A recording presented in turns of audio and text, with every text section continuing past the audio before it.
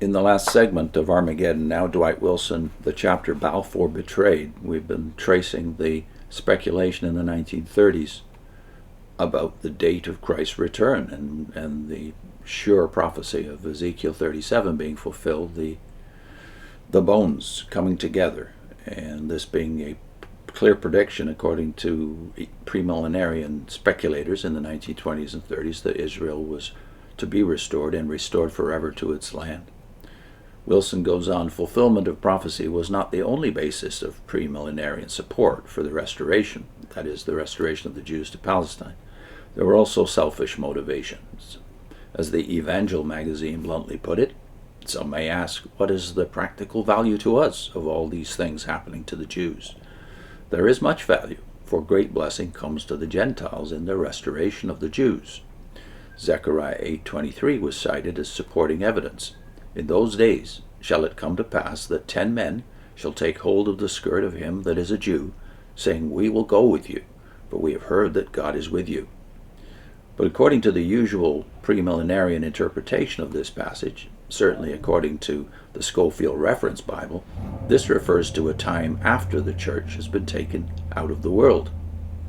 Hence, whatever happens to the Jews at that time will be of value to the Gentiles, but certainly too late to be of any practical value to the church. He's referring, of course, to the dispensational rapture theory.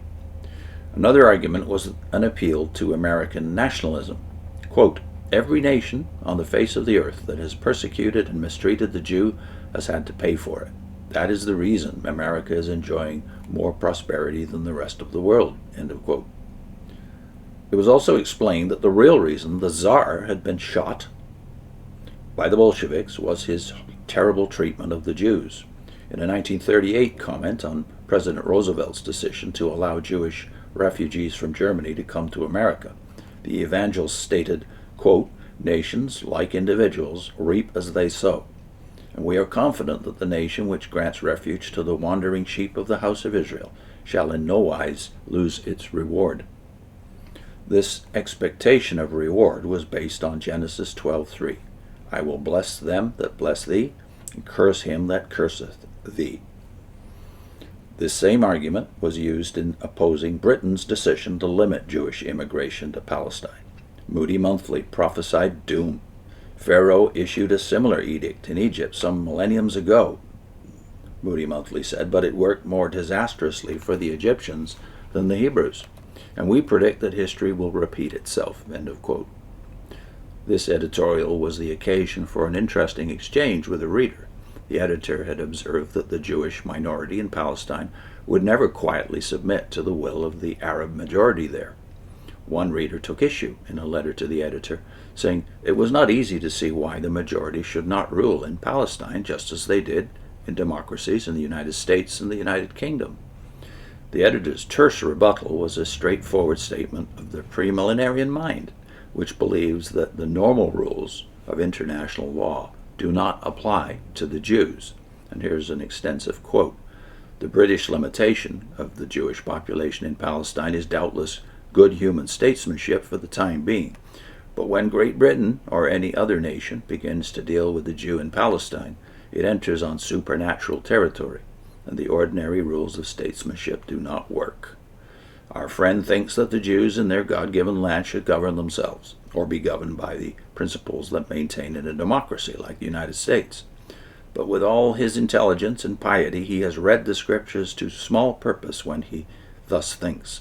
The Jews were, are, and always shall remain a peculiar people, and the reason why a reversion should be sanctioned in their case, and why it certainly will come to pass, is because Jehovah has so ordained it.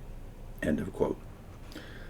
This idea that God blesses those who help the Jews and curses those who oppose them, regardless of circumstances, was also a major theme of Louis S. Bauman's 1934 book, Shirts and Sheets.